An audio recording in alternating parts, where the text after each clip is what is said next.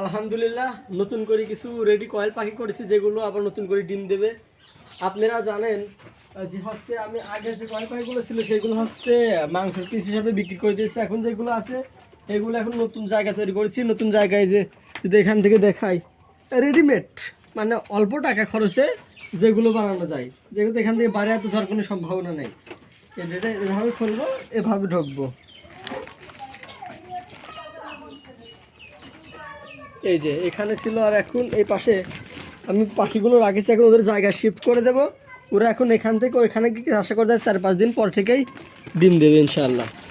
এখানে 70-80 পিস মতন প্রায় পাখি আছে, এগুলো সবই প্রায় ডিমের জন্য রেডি। এখানে সবগুলোই মেয়ে পাখি আছে এবং কয়েকটা আছে ছেলে, যেগুলো কারো কারো 20 ডিম চাই, যাদের যেন 20 ডিম দিতে পারি সেই জন্য এখানে কিছু ছেলে পাখি রাখিছি। পরে এই জায়গাটা ঠিক করা হয়ে গেলে পরে আমি এখানে আছে 100 সোনালী মুরগি তুলবো, এখানে 100 সোনালী মুরগি তুলবো।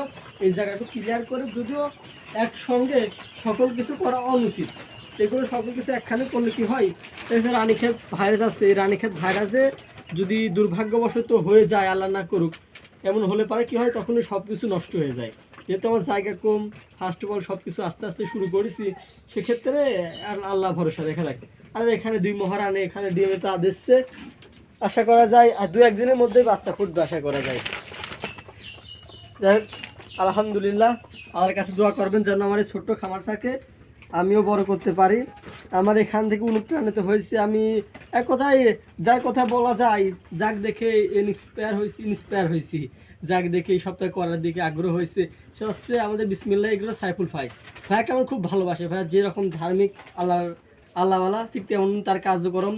আমরা তার কাছে কোনো ফেক কোনো নিউজ পাই না। আলহামদুলিল্লাহ, আল্লাহর কাছে দোয়া করি আল্লাহ যেন ভাইয়ের মতন আমাকেও এগিয়ে নিয়ে যায়। আপনাদের আমার পাশে যদি থাকেন ইনশাআল্লাহ, দোয়া চাইলে ইনশাআল্লাহ হবে।